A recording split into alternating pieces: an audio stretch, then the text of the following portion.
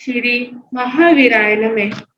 जय आतम, जय आनंद, जय देवेंद्र, जय शिव। उपाध्याय भगवान पूज्य श्री जितेंद्र गुरुवे नमः। ऑनलाइन एजुकेशन के प्रणेता संघ सेतु उपाध्याय भगवान पूज्य गुरुदेव श्री रविंद्र मुनि जी महाराज साहब के पावन चरणों में वंदन नमन। आगम वासना की कक्षा में विराजमान समस्त गुरु भगवंतों को वंदन नमन एवं सुज्ञ श्रावक श्राविकाओं का हार्दिक अभिनंदन।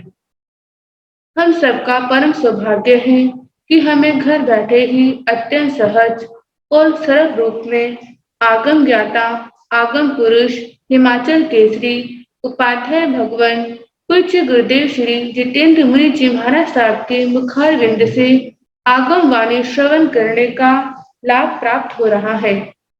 पूज्य गुरुदेव श्री जी आगम के गहन रहस्य को एक एक शब्द, शब्दार्थ, भावार्थ के साथ विस्तार पूर्वक हमें समझा रहे हैं और हम सब अत्यंत विनय पूर्वक इस अमृत वाणी में अवगाहन कर रहे हैं। गुरुदेव श्री जी के पावन चरण कमलों में हम सबकी भाव वंदना के साथ साथ आज की प्रत्यक्ष वंदना का लाभ ले रहे हैं महासाध्वी श्री समता जी महाराज साहब, महासाध्वी श्री संजू जी महाराज साहब आदि ठाणे 5। परायणं करेमि वन्दामि नमस्वामि सत्कारे मे सम्माने मे कल्याणं मङ्गलं देव्यं सेव्यं अजवास्वामि मते वन्दामि परायणं करेमि वन्दामि नमस्वामि सत्कारे मे सम्माने मे कल्याणं मङ्गलं देव्यं सेयं कद्वासामि मथे वन्दामि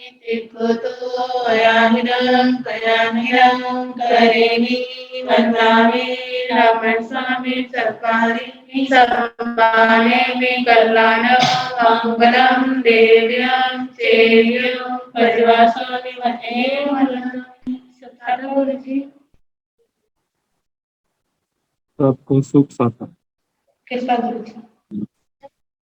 आगम स्वाध्याय के साथ साथ उत्थान तप की श्रृंखला में आज के तपस्वियों के नाम इस प्रकार है।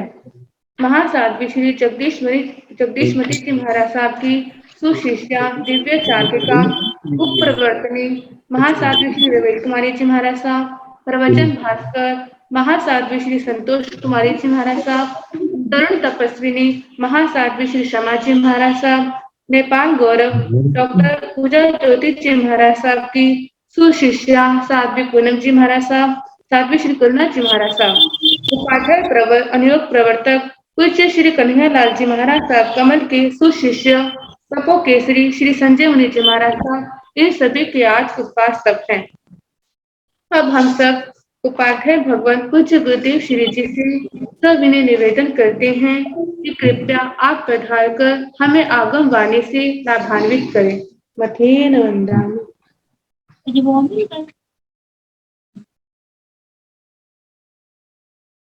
नमो अरिहन्ताण नमो सिद्धाण नमो आयन्द्राण नमो पूर्वज्ञान नमो सर्व साहुण पंच नमोकारो सर्व पाव प्रणाशन मंगलानंत संदेश परमं हवै मंगलम।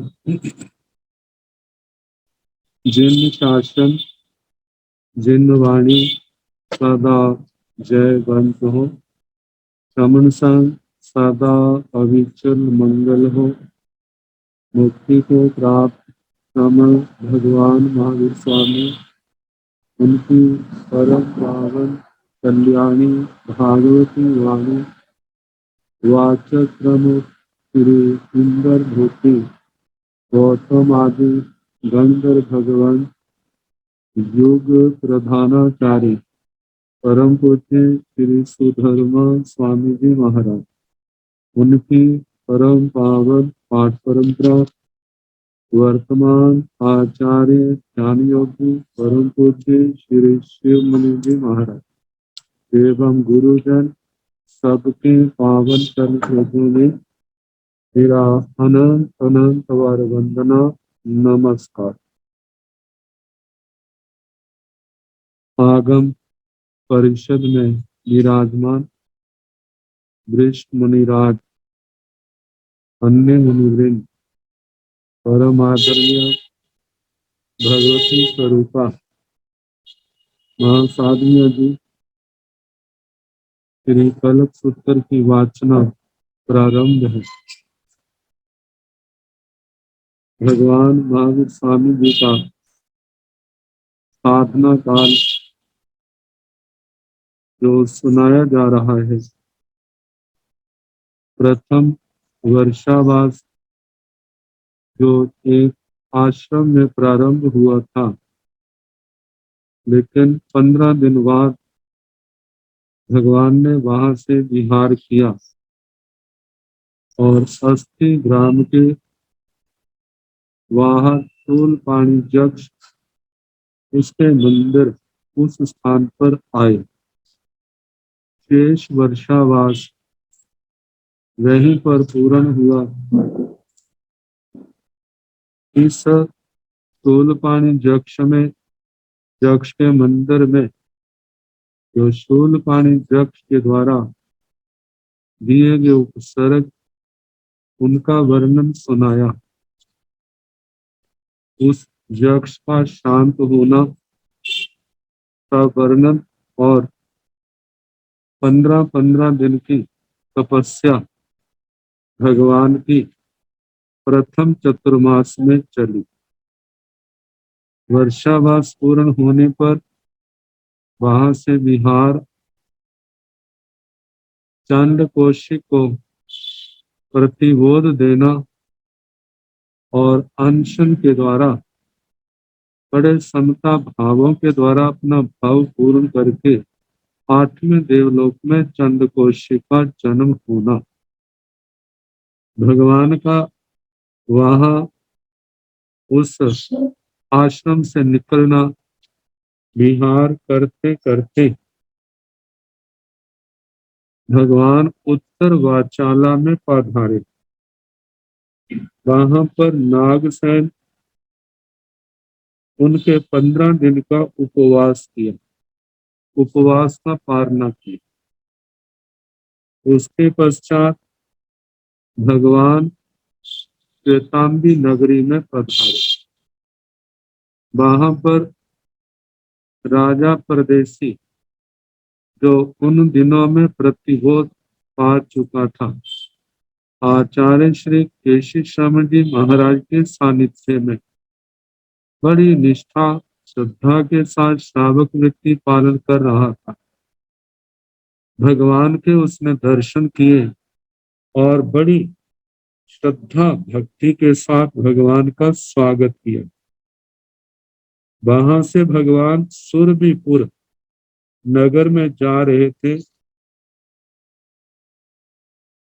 तो रास्ते में 5 नई राजा उन्होंने भगवान को बड़ी श्रद्धा भक्ति से वंदना नमस्कार किया, अपनी श्रद्धा भक्ति प्रकट की। सुरभिपुर नगर में जब जाना था तो मार्ग में गंगा नदी आई। गंगा नदी पार करने के लिए नावा का सहारा था, तो जब उस नावा में बैठे, नावा चलने लगी, तो उसी समय दाहिनी ओर से उल्लू की ध्वनि सुनाई दी। तो उस नावा में हेमिल नाम का निमित्तज्ञ, उसने कहा कि ये शकुन अच्छा नहीं है। लेकिन जब उसकी नजर, उसकी दृष्टि भगवान पर पड़ी, तो कहने लगा इनके पुण्य प्रताप से हमारा कुछ भी बिगड़ेगा नहीं। नावा चल पड़ी। जब बीच में पहुंची है तो एकदम तूफान आ गया। वो जो तूफान है वासुदेव के भव में जिस सिंह का संहार श्री कृष्ण वासुदेव ने किया था, वही जन्म मरण करते सुदंष्ट्र नाम का देवता बना हुआ। जब उसकी नजर भगवान पर पड़ी, पूर्व जनों का बैर प्रकट हुआ, जागा, और उसने ये तूफान नावा को डुबोने का प्रयास किया। तो कहा जाता है उसी समय दो नाग कुमार देवता, जिनका नाम कंबल संबल ये आता है, उन्होंने जब देखा, एक ने उस सुदंष्ट देवता को संभाला, रोका, और एक ने नावा को संभाला। सारा तूफान शांत हुआ और नावा सकुशल किनारे पहुंची। ये कंबल संबल देवताओं के संबंध में भगवान के चरित्र में ही इनकी जीवन गाथा आती है। एक जिन्न दास श्रावक, साधु दासी श्राविका, इनके घर में एक अहीर परिवार दूध देता था। अपनी गौशाला से दूध ला करके इनको देता। उस अहीरन का और साधु दासी श्राविका का आपस में बहुत परिचय हुआ, एक दूसरे के दुख में सहायक होती। तो किसी समय अहीर परिवार में शादी आदि का कार्य था, जिसमें निमंत्रण दिया। वो वहां तो नहीं गए, लेकिन उस शादी में उनका सहयोग बहुत किया, जिसके कारण परिवार की शोभा भी बहुत हुई, नाम भी बहुत हुआ। इस कृतज्ञता को प्रकट करने के लिए उन्होंने देखा अपनी गौशाला में दो बछड़े, बड़े सुंदर, बड़े मनोहर।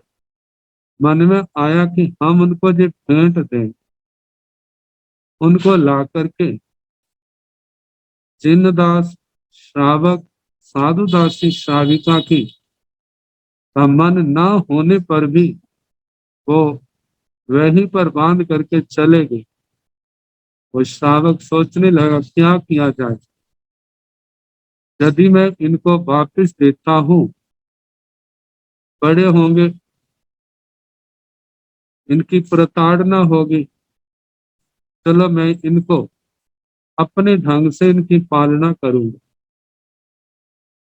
तो निर्वध्य निर्दोष वो चारा प्रासुक पानी ही उनको देता है। जब अष्टमी, चौदस, अमावस्या, पूर्णमासी, तो जब श्रावक का व्रत होता, पोषद होता है, धर्म ग्रंथ पढ़ता है, वो बछड़े भी वहां पर बंद होने के कारण से वे भी बड़े सौम्य शांत हो गए। और जिस दिन श्रावक का पोषद है, वह कुछ नहीं खाता, और वो दोनों बछड़े भी उस दिन निराहार रहते। तो ऐसा देख करके श्रावक को भी बड़ा आश्चर्य हुआ। आपस में ये भी धर्म कर रहे हैं, ऐसा मान करके बड़े प्यार से पालना पोषणा हो रही। दोनों बैल जुआवस्था को प्राप्त हुए। तो किसी समय श्रावक का पोषक था, उनका ही कोई मित्र आया।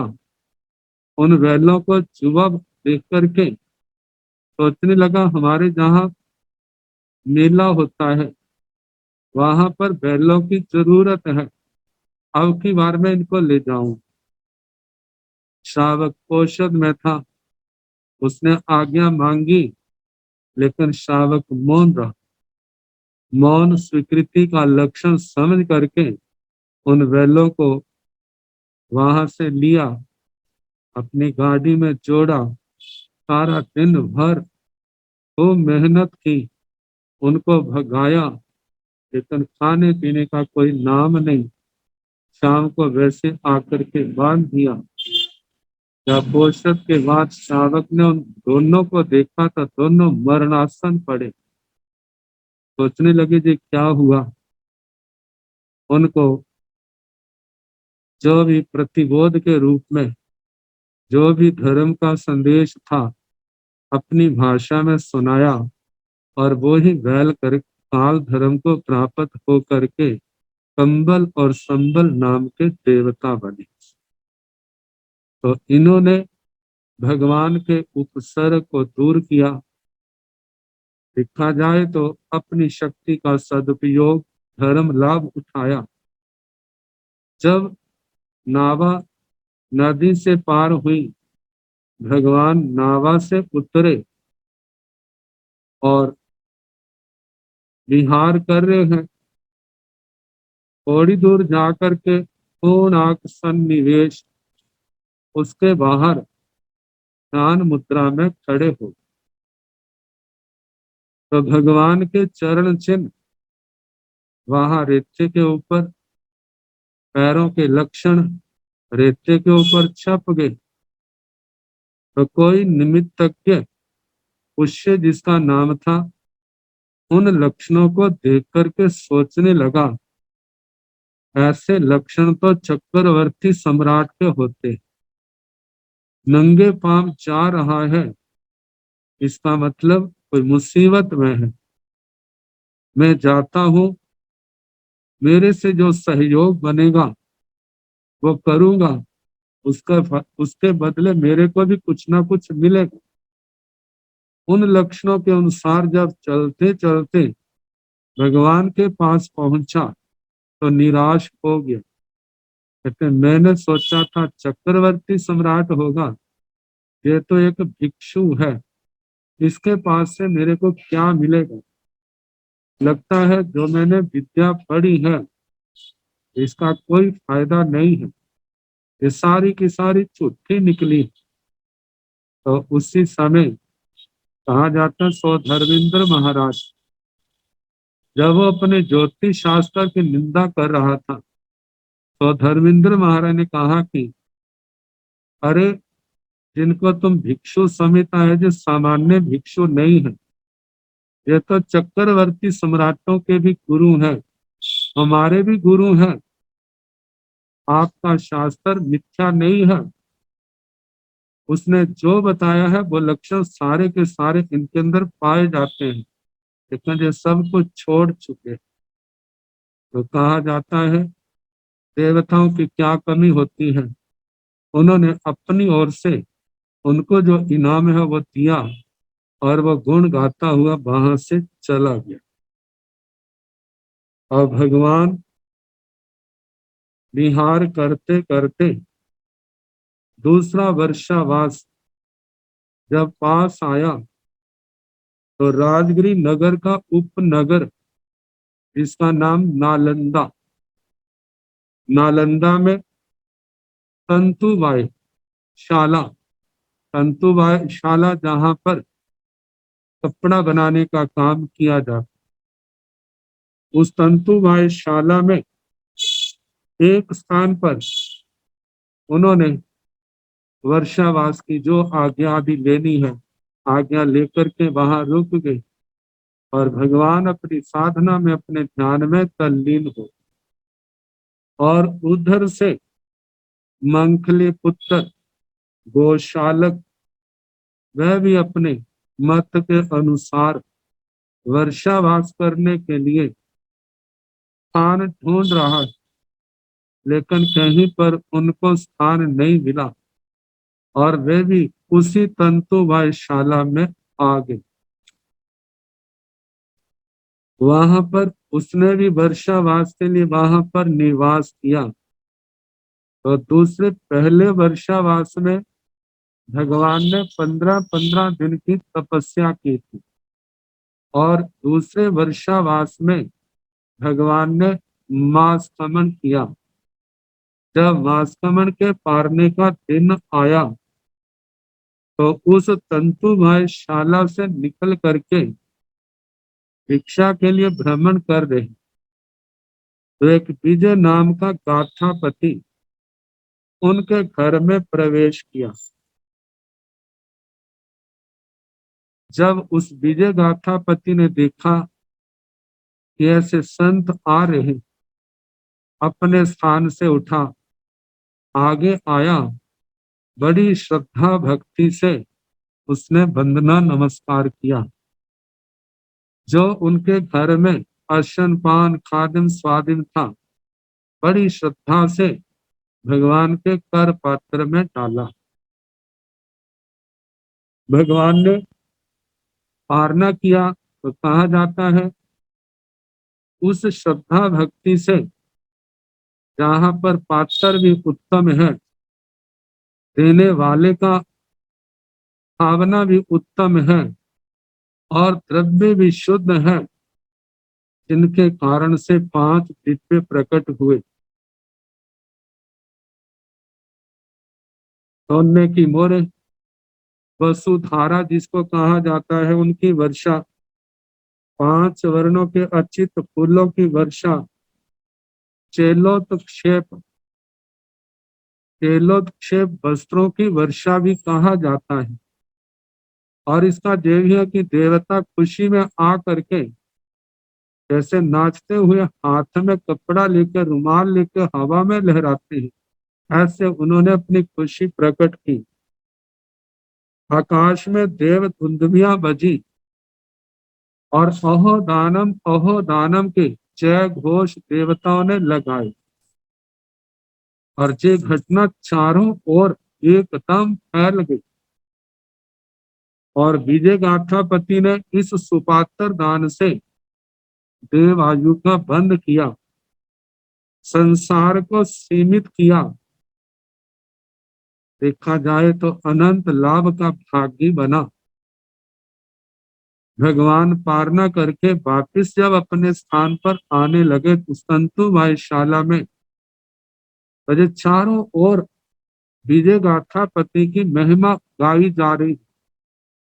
देखो विजय गाथापति कितना पुण्यवान है, कितना भाग्यशाली है, जिसके घर में ऐसे भिक्षु ने पारना किया और ऐसे 5 दिव्य प्रकट हुए। ये घटना चारों ओर सुनाई जा रही है और इस घटना का वर्णन उस गौशाले ने भी सुना।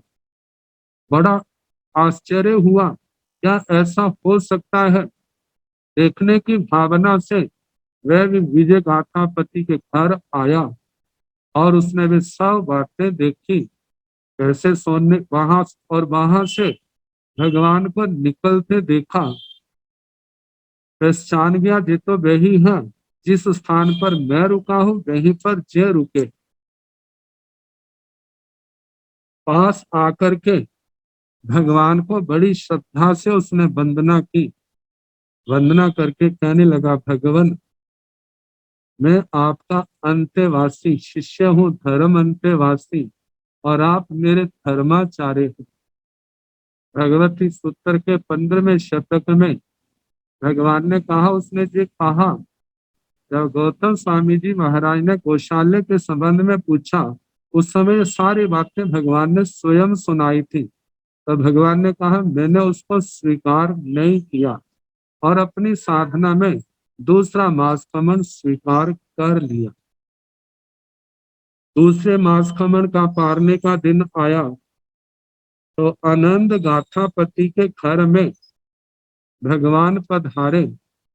वहां पर खंड खाते, जिसको मीठा खाजा कहा जाता है, उससे उनके दूसरे मासकमन का पारना हुआ। जैसे 5 दिव्य पहले मासकमन के पारने में हुए थे, ऐसे जहां भी प्रकट हुए। आनंद गाथापति ने भी देव आयु का बंद किया और संसार को सीमित किया और उसके पश्चात भगवान ने तीसरे मासकमन की धारणा कर ली। तीसरे मास कमन के पारने का जो लाभ है, सुनंद नाम के गाथापति के घर भगवान ने तीसरा पारना किया। ये सर्व काम गुणीय भोजन, मतलब जिसमें पांचों रस, मतलब अमृत भोजन जैसा, ऐसा उससे उन भगवान का पारना हुआ। जहां पर भी पांच दिव्य प्रकट हुए और इस गाथापति ने भी देव आयु का बंद किया और संसार को सीमित किया। इसके बाद चौथा मासकमन भगवान का प्रारंभ हुआ। जब चौथा मासकमन प्रारंभ समाप्त हुआ और उधर से वर्षावास समाप्त हुआ, गौशाला तो अपना भिक्षा के लिए गया है और भगवान ने वहां से विहार कर दिया। कोलाप नाम का सन्निवेश वहां पर पधारे और वहां पर बहुल नाम के ब्राह्मण उनके घर में मधु संयुक्त, मधु घृत संयुक्त परमाणु से भगवान का पारना हुआ। जहां पर मधु का अर्थ, कितने तो मधु शहद अर्थ में करते हैं और कितने इसका अर्थ खांड, जैसे खांड का पानी में घोल देते हैं, जैसे वो चाशनी बन जाती है, ऐसा रूप। ये अपनी अपनी धारणाएं हैं, लेकिन शब्द महु मधु का आता है तो मधु का शहद अर्थ होता है, लेकिन अपनी अपनी धारणा के अनुसार परंपरा में इसका अर्थ किया जाता है। तो इससे पारना हुआ। जैसे पांच दिव्य पूर्व के पारनों में प्रकट हुए, ऐसे जहां पर भी हुए। भगवान वहां से विहार करके जब गौशाला वापिस आया तो उस तंतु वायशाला में भगवान को ना दिख करके भगवान की खोज करने लगे। भगवान कहाँ हैं, भगवान कहाँ गए। ढूंढते ढूंढते उसी गांव में जहां पर भगवान का जो कोलाक सन्निवेश वहां पर आया, तो वहां पर भी भगवान की वैसी ही महिमा हो रही है। लोग गुण गा रहे हैं। ऐसा तो कभी हमने सुना नहीं, ऐसा तो कभी हमने देखा नहीं जैसा आज हमारे को देखने को मिला। वो बहुल ब्राह्मण कितना पुण्यवान भाग्यशाली है, कृत पुण्यवान है, कृत पुण्य है, जिसके घर ऐसे तथा रूप, ऐसे मुनि का, ऐसे संत का उनका पारना हुआ और ऐसा कुछ देखने को मिला। वो कितना भाग्यशाली है। जब ये महिमा गौशाले के कानों में पड़ी तो सोचने लगा, ऐसा वैभव मेरे धर्माचार्य के बिना में और किसी के सुनने में नहीं आता। और उसके बाद कहा जाता है, ढूंढते ढूंढते भगवान के पास पहुंचा और उससे पहले जो उसके पास अपने जो उपकरण थे, उस नालंदा से ही नाई के पास जाकर के सारा सिर मुंडन कराया, सब कुछ छोड़ दिया और भगवान के चरणों में आके कहने लगा, भगवान मैं आपका धर्म अंतेवासी हूँ, आप मेरे धर्माचार्य हैं। तो भगवान कहते हैं, उस समय मैंने उसको शिष्य के रूप में स्वीकार कर दिया। तो इस प्रकार भगवान और गौशाला दोनों ही अलग अलग स्थानों पर विहार करते हैं। जो चौमासे के बाद का समय था वह व्यतीत हुआ। अब इसके आगे तीसरा वर्षावास चंपापुरी नगरी में किया। गौशाला भी साथ है, जहां पर इस तीसरे वर्षावास में भगवान ने 2-2 महीने की तपस्या की। एक पारना तो उस चंपा नगरी में आया जो अंग देश की राजधानी थी। दूसरा जो दूसरे 2 मास का पारना वो चंपा से बाहर किया। वैसे अलग अलग स्थान पर भगवान विचरण करते हैं। अनेक प्रकार की घटनाएं घटती हैं, जिनका भगवान के चरित्र में बड़े विस्तार के साथ वर्णन किया जाता है। उनमें तीसरे वर्षावास के बाद एक घटना भगवान पार्श्वनाथ जी के परंपरा के शिष्य जिनका नाम आचार्य श्री मुनि चंद्र स्थविर था, वे अपने कुमार सन्निवेश में एक कुम्हारशाला में रुके थे और उनके संतों के साथ गौशाला का संवाद हुआ। जब उसने देखा रंग बिरंगे वस्त्र पहने हैं, उनसे गौशाले ने पूछा तुम कौन हो? कहने लगे हम तो निर्ग्रंथ हैं, भगवान पार्श्वनाथ जी के शिष्य हैं। गौशाला कहने लगा तुम कैसे निर्ग्रंथ हो? इतने बस्तर पात्र रखे हुए हैं, इतना कुछ रख करके भी आप क्या है, निर्ग्रंथ है?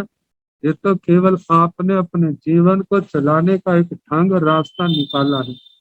निर्ग्रंथ देखना, निर्ग्रंथ तो मेरे धर्माचार्य हैं। देखना जिनके पास ना कोई वस्त्र है ना कोई पात्र है, वे वास्तव में देखा जाए तो तप त्याग की मूर्ति। तो वो भगवान पार्श्वनाथ जी की परंपरा के जो श्रावण थे, उन्होंने गौशाले की बातचीत का रंग ढंग देख करके कहा कि अरे हाँ हाँ हम जानते हैं, जैसे तुम हो वैसे तुम्हारे धर्माचार्य हमारे को लगते हैं। और इतना सुन करके गौशाले का एकदम गुस्से से आग बबूला हो गया। अरे तुम मेरे धर्माचार्य की निंदा करते हो, मेरे धर्माचार्य का इतना तप है, उनका दिव्य तप तेज से आपका क्या हो जाए, स्थान जल के राख हो जाए। तो कहा जाता है उन श्रमणों ने कहा कि आपके शाप से कुछ भी होने वाला नहीं है, और वास्तव में कुछ भी नहीं हुआ। जब भगवान के पास आकर के गौशाले ने बताया कि भगवान ऐसा ऐसा हुआ था, तो भगवान ने कहा कि वास्तव में वो भगवान पार्श्वनाथ जी की परंपरा के संत हैं, उनके तप तेज के कारण से उनका कुछ भी बिगड़ा नहीं है।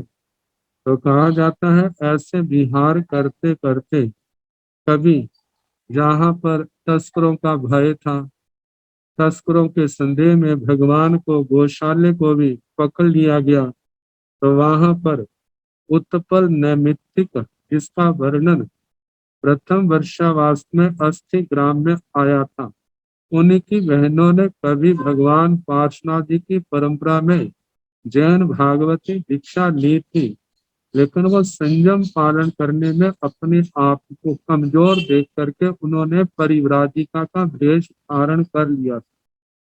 जब उनको पता चला कि जहाँ के आरक्षक उन्होंने भगवान को ऐसे पकड़ा है, नाना प्रकार की वेदनाएं यातनाएं दे रहे हैं, तो उन्होंने उन लोगों को समझाया, अरे ये चोर नहीं है, ये क्या है, देखो वैशाली के राजकुमार वर्धमान हैं, जिन्होंने संयम लिया हुआ है। जब उनको पता चला तो उन्होंने अपनी भूल की क्षमा याचना की और भगवान को वहां से मुक्त किया। वहां से विहार करते करते चौथा चौमासा जो भगवान का है, वह पृष्ठ चंपा नगरी में हुआ, जहां पर भगवान ने सारा चौमासा भर 4 महीने की तपस्या की। और इसमें वर्षावास सारा धर्म ध्यान में ध्यान साधना में ही उनका गया। जब वर्षावास पूर्ण हुआ तो नाना स्थानों पर विहार करते भगवान जो है अनेक प्रकार के परिसर उपसर्ग उनको सहते हुए विहार कर रही। भगवान का 5वां वर्षावास मलय देश, उसकी भतीला नगरी जो राजधानी है, वहां पर किया है, जहां पर भी भगवान ने 84 तप किया है। और उसके पश्चात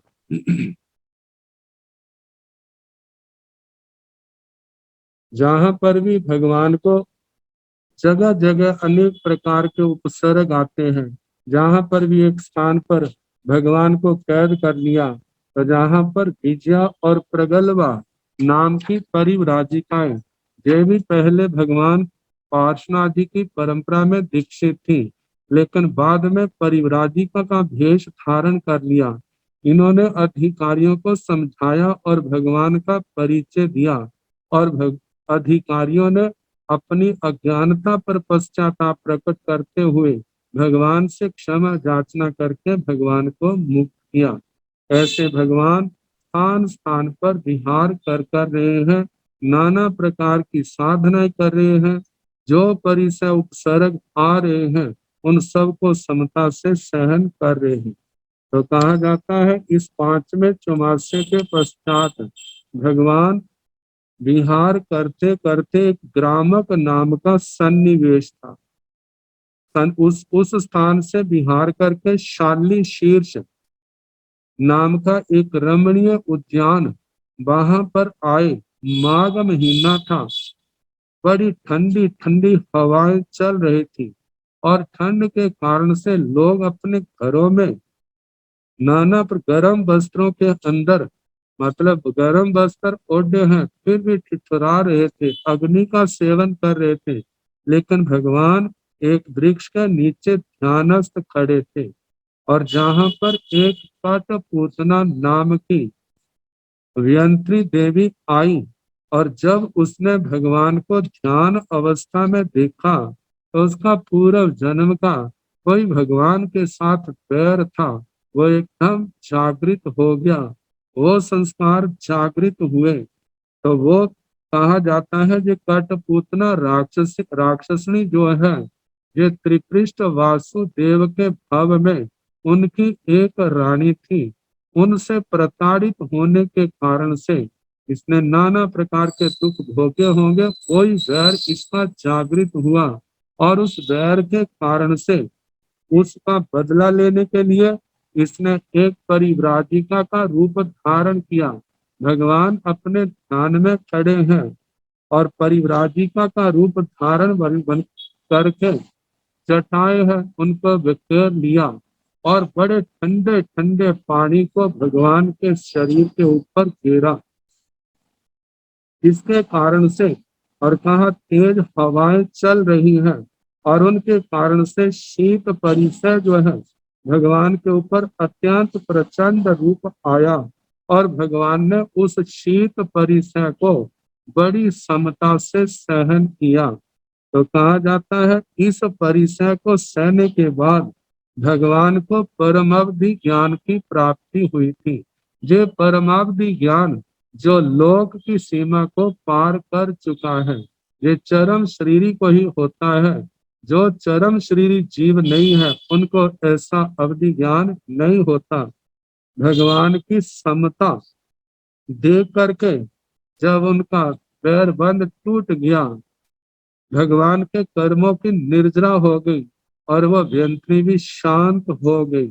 शांत होने के बाद अपनी भूल का एहसास हुआ, मैंने एक योगी को कैसे कष्ट दिया है। अब उसने बड़ी विनम्रता से भगवान के चरणों में झुकी है, और अपने अपराध की बार बार क्षमा मांग रही। अब आगे वर्णन है विहार करते करते छठा वर्षावास। छठा वर्षावास भद्रिका नाम की नगरी जहां पर किया, जहां पर भी भगवान ने 84 तप किया, और 84 तप सारा वर्षावास चतुर्मास निराहार है, और उसमें भी अपनी ध्यान साधना में रहते हैं।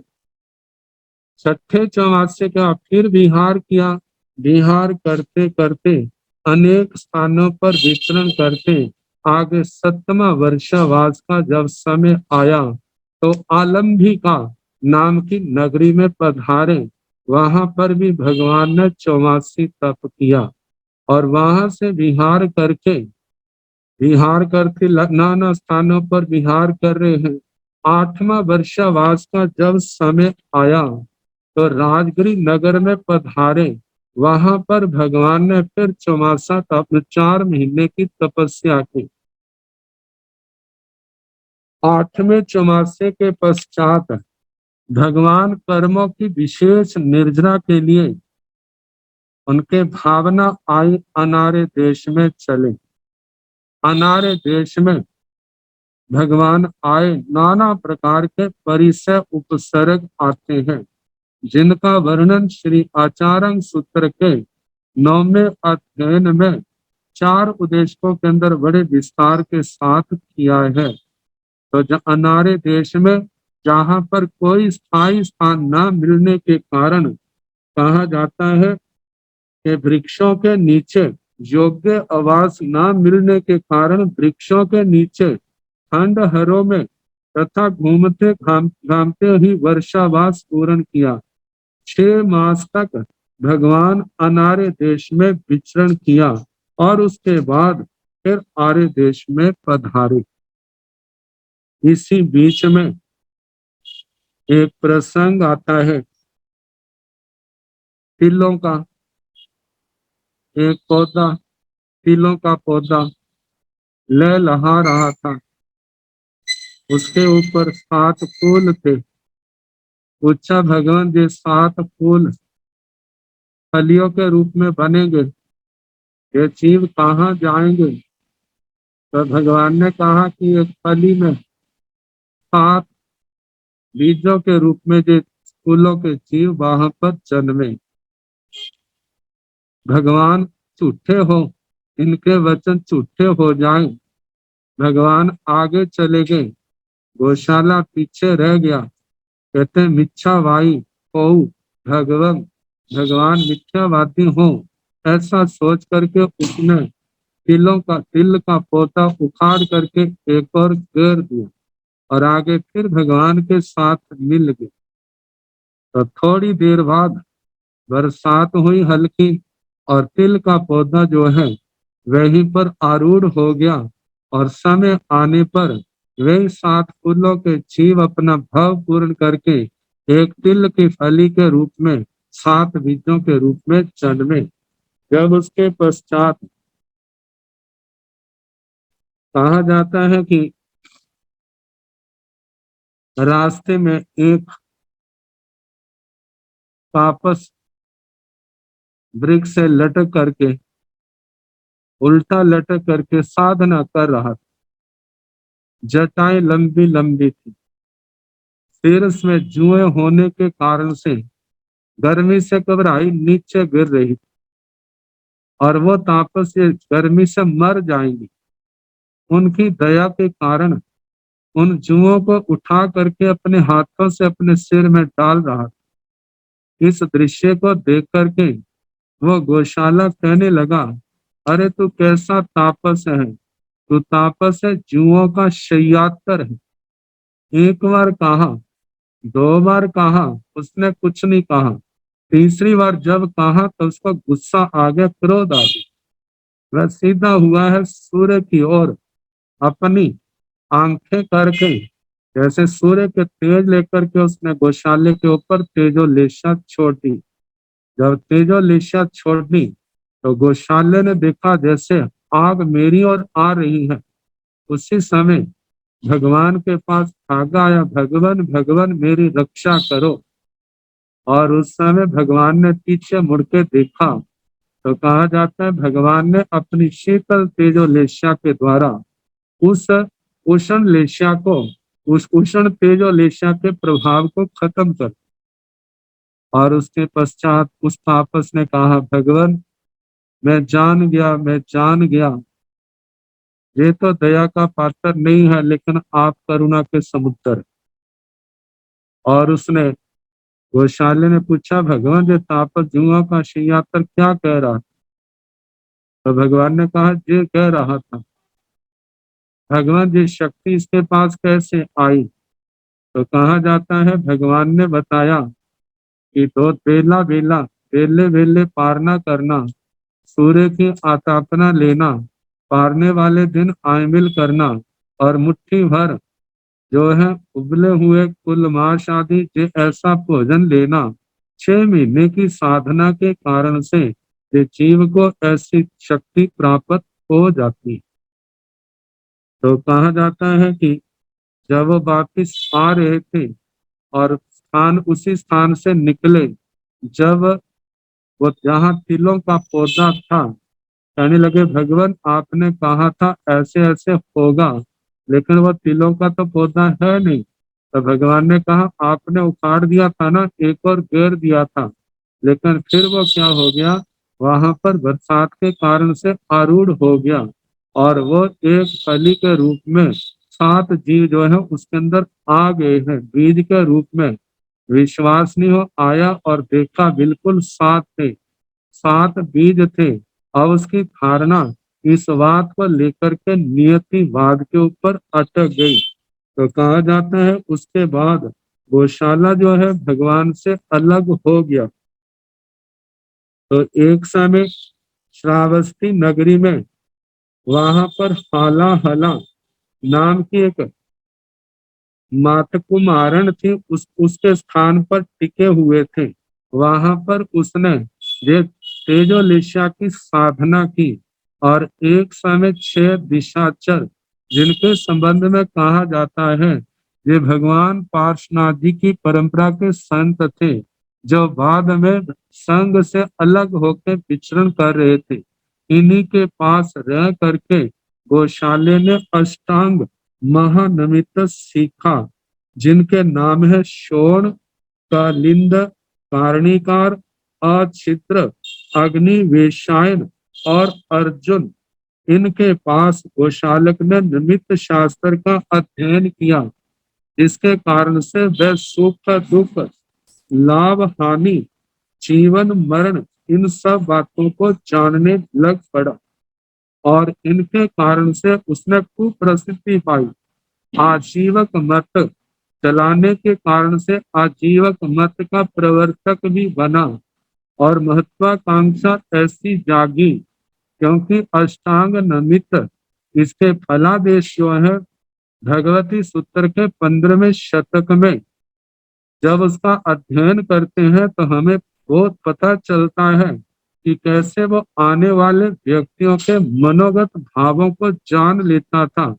तुम कब चले थे, कहाँ से हो, क्या आपका नाम है, क्या आप प्रश्न पूछना चाहते हैं, और उन प्रश्नों का उत्तर भी ठीक देता था, जिनको सुन करके लोग भी उसको भगवान मानने लग पड़े थे। और इसने अपने आप को 24वां तीर्थंकर जो है उस रूप में अपने आप को प्रचारित कर दिया। लेकिन उस समय भगवान की साधना चल रही थी।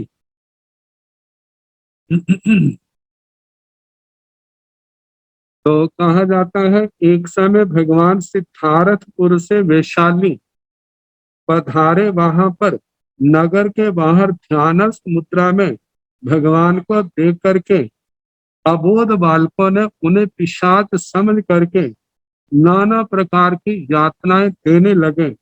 और उस समय राजा सिद्धार्थ के स्नेही राजा शंख शंख नृपति शंख राजा उधर से निकले।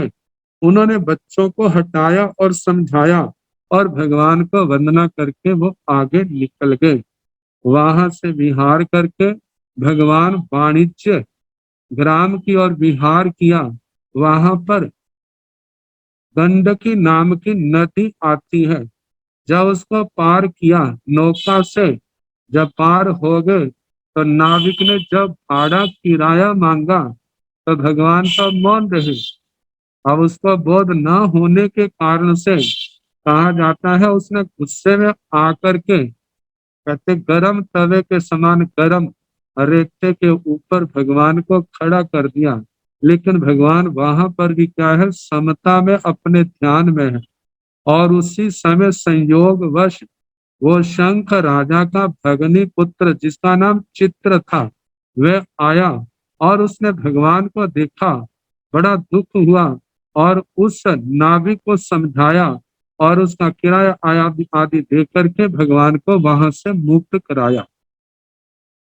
कहा जाता है वहां से भगवान ने वाणिज्य ग्राम की ओर, वाणिज्य ग्राम जिसका उपासक दशांग में आनंद श्रावक जी का वर्णन आता है, उसी नगर में पधारे।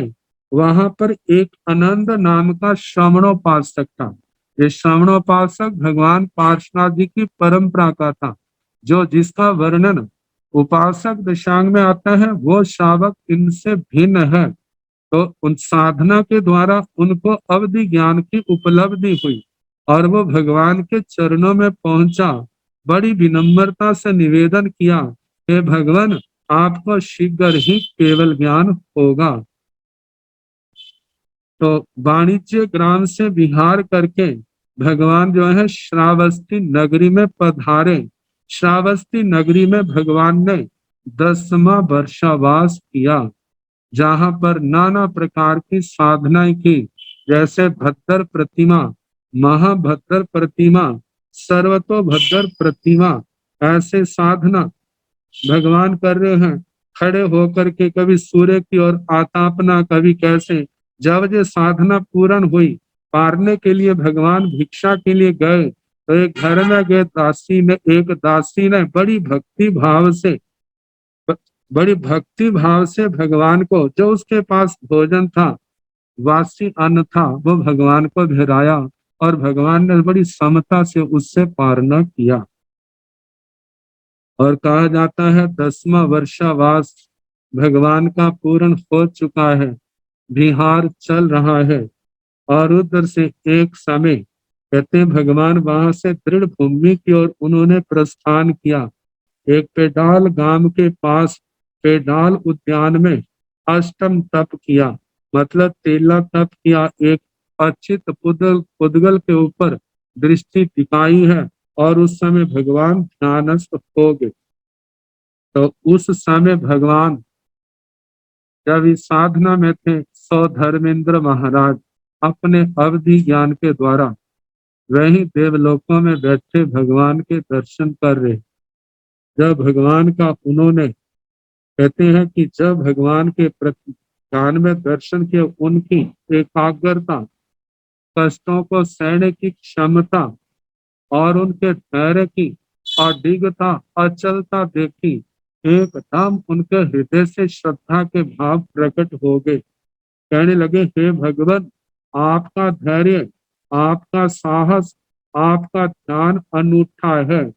कहते मनुष्य तो क्या, शक्तिशाली बड़े से बड़े देवता भी, दैत्य भी आपको साधना से विचलित नहीं कर सकते। कहा जैसे बड़ी श्रद्धा भक्ति से भगवान का गुणगान कर रहे थे, और उस सभा में विराजमान अनेक हजारों हजारों देवी देवता भी भगवान का गुणगान करने लग पड़े।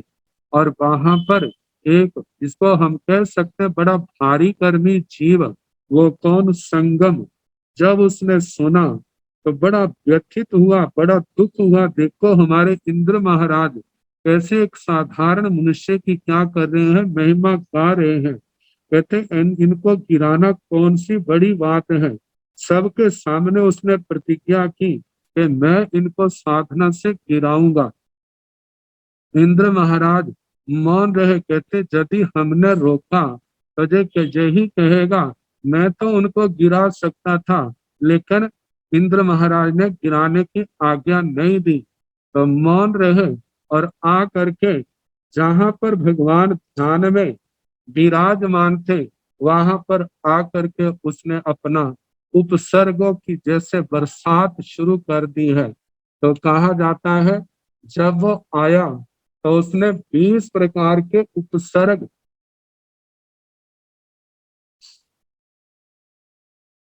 एक ही समय में, एक ही रात में दिए। और वो उपसर्ग कौन कौन से हैं, कैसे कैसे दिए। 6 महीने तक ये संगम देवता भगवान को अपने लक्ष्य से चलायमान करने के लिए इसने एड़ी से चोटी तक जोर लगाया, मतलब किसी प्रकार की कोई कसर नहीं छोड़नी।